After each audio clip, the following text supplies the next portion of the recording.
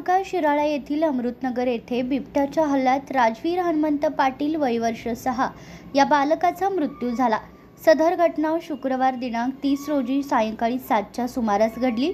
घटना घडल्यानंतरही 4 तास उलटून गेले तरी रात्री उशिरापर्यंत वनविभागाचे अधिकारी घटनास्थळी अथवा रुग्णालयात दाखल न झाल्याने ग्रामस्थ आक्रमक झाले होते। काही लोकांनी वनविभाग कार्यालयावर जोरदार हल्ला चढवला व दरवाजे खिडक्यांच्या काचा फोडल्या। वनविभागाच्या अधिकाऱ्यांना अनेक वेळा फोन लावला तरी कुणीही फोन उचलला नाही। त्यामुळे नागरिकांच्या संतापामध्ये आणखीनच भर पडली। या संतप्त नागरिकांनी वनविभागाच्या अधिकाऱ्यांवर त्वरित कारवाई करून निलंबित करण्याची मागणी केली। तसेच जोपर्यंत वनविभागाच्या अधिकाऱ्यांना निलंबित करत नाही तोपर्यंत मृतदेह ताब्यात घेणार नाही अशी भूमिका नागरिकांनी घेतल्याने मृतदेह उशिरापर्यंत उपजिल्हा रुग्णालयात होता।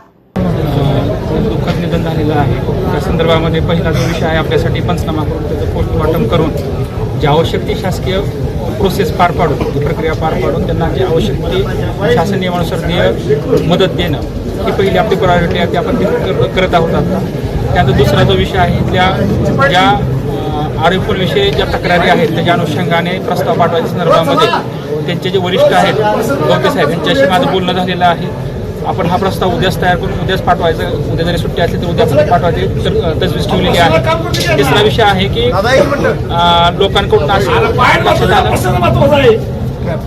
की पिंजरे बसवायचे आहेत, त्या संदर्भामध्ये पिंजरे बसवायचे आहेत आपल्याला, ते आपण नागपूरवरून परमिशन घेऊन आजच आपण पिंजरे लावत आहोत आणि ते बिबट्या लवकरात लवकर कसा जेरबंद होईल यासाठी आपण आवश्यक ती उपाययोजना आजच करत आहोत। आज संध्याकाळी 6:30-7च्या दरम्यान बिबट्याच्या हल्ल्यामध्ये राजवीर हनुमंत पाटील नावाचं एक अत्यंत चिमुकलं निरागस अशा पद्धतीचा मुलगा आमचा हा दुर्दैवानं आम्हाला गमावायला लागला आणि त्याच्यामुळं प्रचंड मोठ्या पद्धतीचा जनरोष जो होता ती जनरोष या निमित्तानं आपल्या असणाऱ्या ग्रामीण रुग्णालयाच्या समोर लोकांनी दाखवला।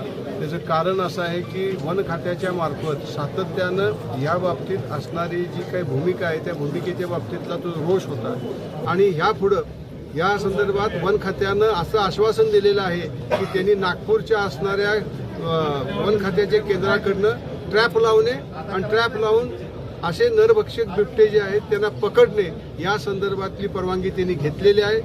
हा नरभक्षक बिबट्या पकडून तो त्याच्या हितनं निश्चितपणे हलवण्याच्या संदर्भातली युद्ध पातळीवरती व्यवस्था केली जाईल एवढी मी या निमित्तानं ग्वाही देतो।